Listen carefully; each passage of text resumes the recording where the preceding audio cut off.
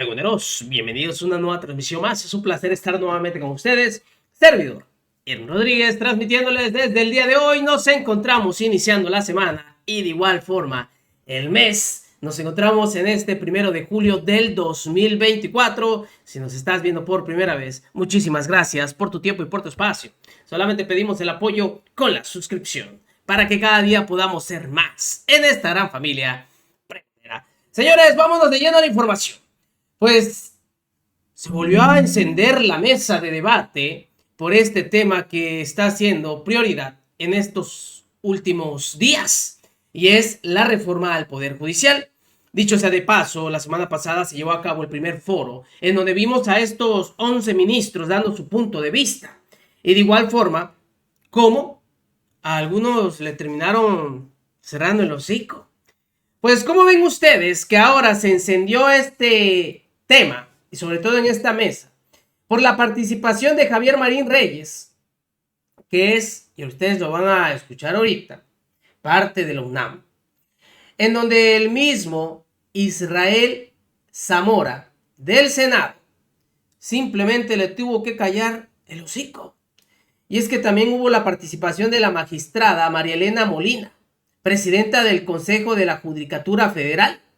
Pues en esta ocasión van a ver cómo el mismo Martín Reyes quiso opacar todo lo que se está haciendo de esta reforma, lo que prácticamente nos da a entender que utiliza la misma línea que Norma Piña. Pero en un 2x3, el senador Israel Zamora, que representa al Senado, lo cayó con estos argumentos. Vean ustedes, porque se puso buenísimo. Me da mucho gusto recibir en el estudio a Javier Martín Reyes del Instituto de Investigaciones Jurídicas de la UNAM. Doctor, bienvenido. Al contrario, muchas gracias. Tenemos también a Israel Zamora, vicepresidente de la Comisión Permanente del Senado. Bienvenido. Héctor, muchísimas gracias por la invitación. Y la magistrada María Elena Molina, presidenta, del Consejo de la Judicatura Federal y presidenta de la Asociación Mexicana de Juzgadoras. Gracias. Bienvenida, buenas noches. Muchas gracias. Bienvenidos a los tres, gracias por estar con nosotros esta noche. Voy directo con las preguntas porque tenemos tiempo, pero luego parece que no es suficiente para abordar todo lo que tenemos que platicar. Ya vimos la primera ronda de foros organizados por la Cámara de Diputados y pudimos escuchar muchas voces con posturas muy divergentes respecto a lo que es la reforma judicial. Yo les quiero preguntar a ustedes, desde su punto de vista, ¿cómo lo vieron? ¿Qué fue lo que percibieron? ¿Qué opinión se quedaron con el jueves? Magistrada. Bueno, me parece que el foro ha sido un ejercicio interesante. Creo que la postura general es se necesita una reforma para mejorar el sistema de justicia. Lo que hay es, desde mi opinión, una postura un poco irreductible, como lo dijeron ahí, va la reforma en los términos planteados en cuanto a cese de jueces y magistrados y ministros y la elección popular. Por otro lado, hay otras posturas en donde se están proponiendo que se hagan diferentes análisis de lo que es todo el sistema judicial, que no es solamente poderes judiciales, sino desde fiscalías, comisiones de víctimas, defensorías, etcétera, para que realmente el objetivo sea logrado, que es tener un mejor acceso a la justicia para la sociedad. Creo que es básicamente. Doctor. Pues mira, a mí lo primero que me sorprende mucho son los tiempos, Víctor Hugo. Yo creo que si nos tomáramos en serio que hay un mandato de las urnas, tendríamos que esperar dos cosas. La primera es que se resuelvan las impugnaciones relacionadas con la integración del Congreso de la Unión. A mí me sorprendió mucho ver a legisladores de Morena diciendo: el pueblo nos dio el mandato para reformar la Constitución, somos el poder reformador de la Constitución. Perdón, pero no. Incluso en las cuentas alegres que tuvo la secretaria de Gobernación sobre la integración del Senado, Morena y aliados no tienen la mayoría calificada, ¿no? Entonces ellos dicen: esto es un irreductible, nosotros vamos sí o sí por elección popular de jueces. Eso es una mentira. Van a tener necesariamente que pactar, por lo menos con parte de la oposición. Creo que todos los partidos políticos, escuchábamos a Marco Cortés, pero también el presidente del PRI, Movimiento Ciudadano, han dicho con claridad que no apoyan una reforma en estos términos. Entonces, yo creo que hay que esperar primero a eso. Segundo, hay una impugnación importantísima en el Tribunal Electoral que se presentará en su momento, ya los partidos también lo anunciaron, relacionado con el tema de la sobrerepresentación en la Cámara de Diputados. Morena y aliados sacaron el 54% de los votos en la Cámara de Diputados y pretenden quedarse con algo así como el 74 o el 72% de esa integración. Son 18, 20 puntos de sobrerepresentación. Creo que ahí el Tribunal Electoral tendrá la última palabra. Y para cerrar, yo te diría, creo que tendríamos que esperar realmente a septiembre, a que tengamos ahora sí el nuevo Congreso, para tener una discusión mucho más pausada, mucho más racional, mucho más integral. A mí francamente me parece absurdo que se diga que esta es una reforma que va a mejorar el sistema de justicia cuando no pasa por una reforma, como se decía, de las fiscalías, de las policías y sobre todo de los poderes judiciales locales. Yo creo que si un poder no necesita reformas es el Poder Judicial de la Federación. Se pueden hacer cosas para mejorarlo, pero sí, yo lo que veo es que no estamos discutiendo realmente los temas que sí podrían impactar. Senador. Bueno, hubo algo que me llamó muchísimo la atención.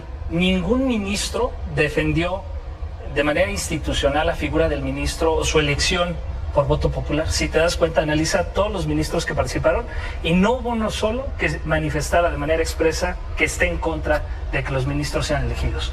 Eso, en derecho, creo que lo podríamos decir, que se delimitó la litis. Ninguno se atrevió a defender como figura institucional a los ministros de la Suprema Corte en la forma en la que son elegidos actualmente. La ministra Lenia Batres fue contundente con lo que dijo, ¿no? El Poder Judicial está abierto al tráfico de influencias, pero tiene las puertas cerradas al pueblo de México. Esa es la realidad. Decir que no se cuenta con la legitimidad para impulsar esta reforma, bueno, ya lo veremos. Si avanza esta reforma, no solo se tiene que aprobar en el Congreso de la Unión, en el Congreso Federal, sino también en los congresos estatales. 2/3 partes de los congresos estatales tendrán que votar a favor de esta reforma constitucional. Cuando se apruebe o no se apruebe, tendremos una mesa en donde ya podemos decir qué sucedió. La realidad es que nosotros creemos que el pueblo de México está harto de un poder judicial que no los escucha, y eso, con relación a lo que se dijo en el foro, lo que me llamó primero la atención es que nadie defendió eso. No hay una manifestación expresa de los ministros en defensa de su figura. Otro punto que me parece bien importante mencionar es que si hubo el eje del debate se basó en poner, desde mi punto de vista, a los jueces y magistrados como carne de cañón. Al no poderse defender ellos, porque es indefendible el actuar de los ministros, pusieron a los jueces y a los magistrados como carne de cañón a defender el sistema de carrera judicial. Un sistema de carrera judicial, Víctor, que en 200 años, ¿sabes cuántas mujeres? Yo creo que eso va a estar de acuerdo conmigo la magistrada. Solo 15 mujeres elegidas como ministras en 200 años. Y, 3 de cada 10 mujeres son juezas o magistradas. O sea, es un sistema de carrera judicial misógino, machista, que impide que las mujeres tengan acceso a impartición de justicia. Justo ahí veíamos dos posturas muy encontradas. El tema del voto para la elección de jueces, ministros, magistrados.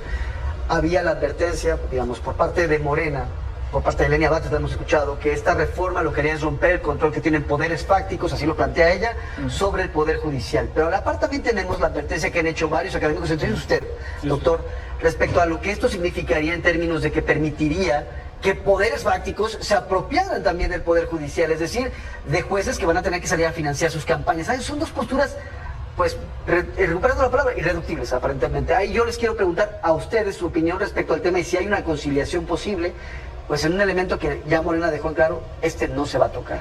Arranco con usted, senador. Sí, la reforma prevé, no hay ni un solo artículo que elimine alguna parte de la carrera judicial. Es mentira que se esté eliminando la carrera judicial. El artículo 100 de la reforma, que cualquiera puede consultar, establece que el órgano de administración judicial, este nuevo órgano que se separa del Tribunal de Disciplina Judicial, se va a encargar, va a tener una escuela federal de formación judicial, y así establece, en donde se promoverá e impulsará al personal judicial, al personal que forma parte del Poder Judicial, para que puedan acceder.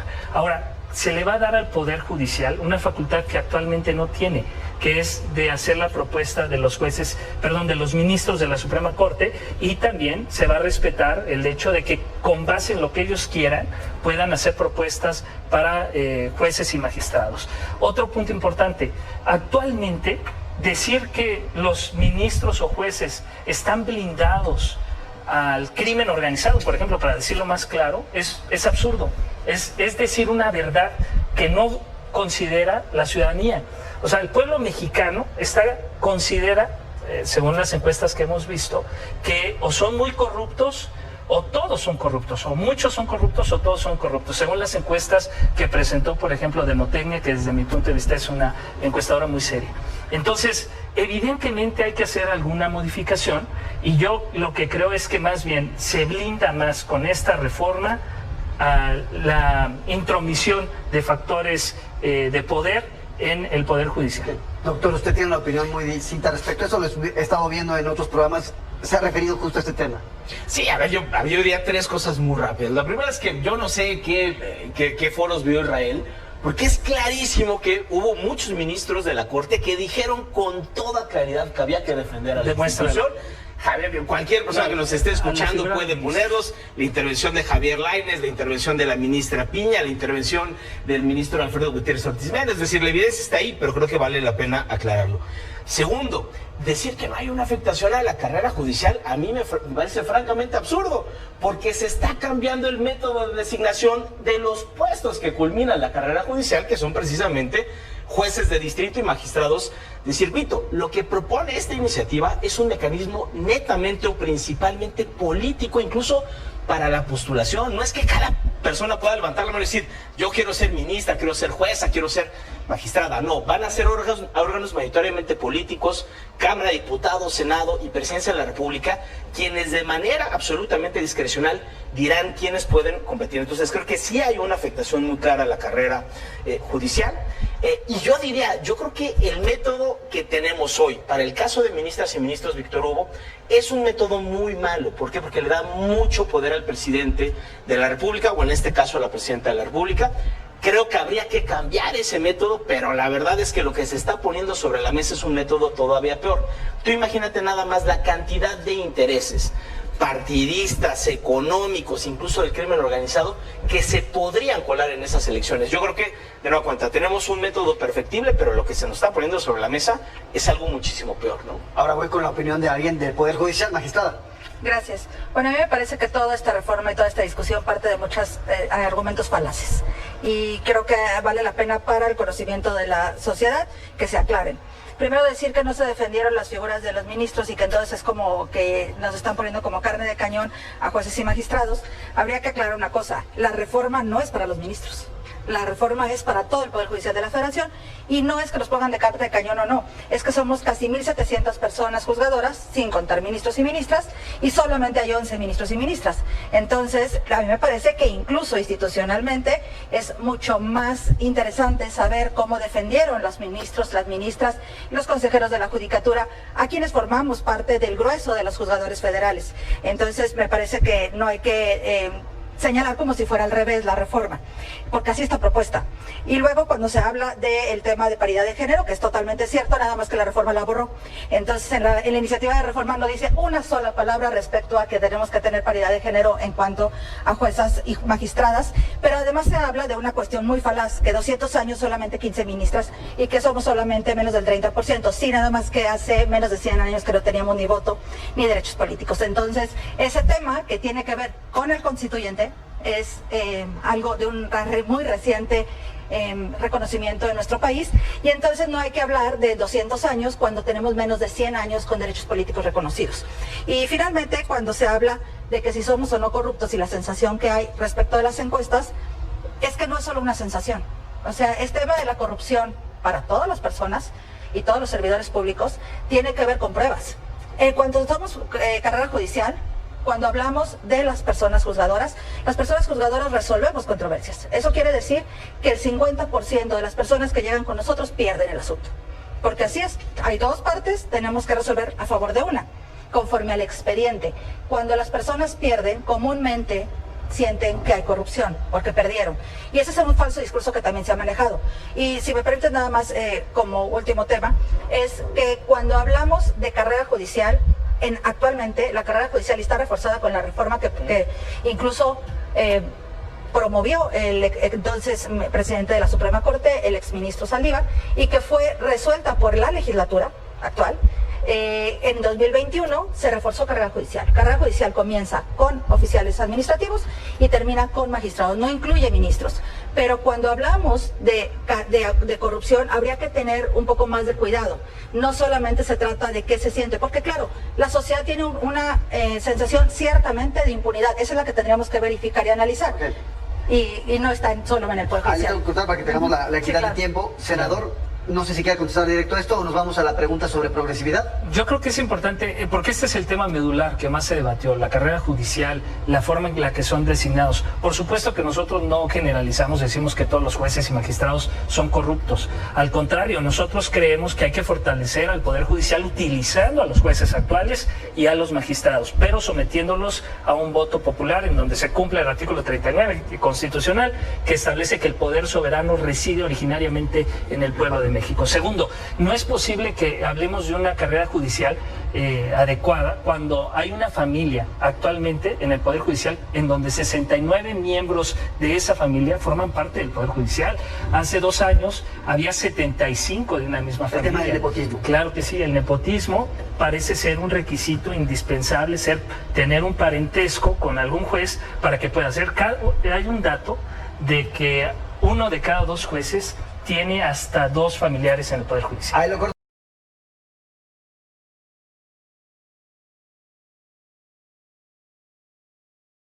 Ándele pues. Pues con esto simplemente, aunque se le juntaron los dos, les dio para llevar.